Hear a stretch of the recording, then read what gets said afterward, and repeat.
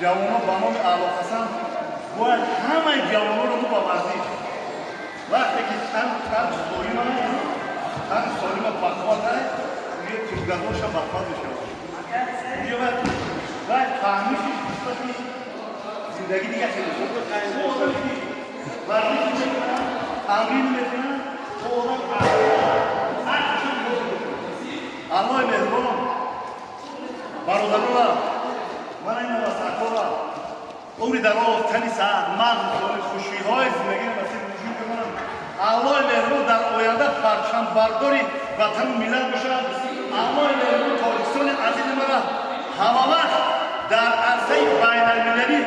جوانان پرچم پرچم بکنند الله اکبر زنده باشید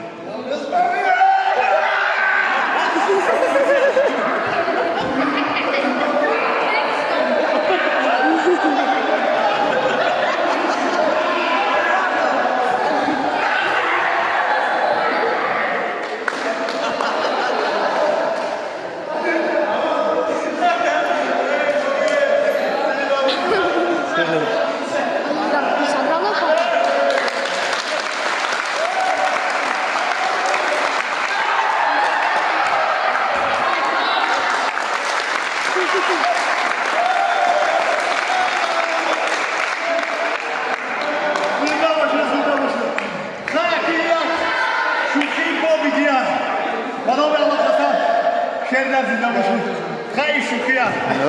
ما کو همه وقت دستگیرم جوان هستیم ما اگر میگن چند ساله ای استقلالیت چند ساله شده استقلالیت 35 ساله من 35 ساله زنده باشه ما علی شرمنده وطن افتخار میکنیم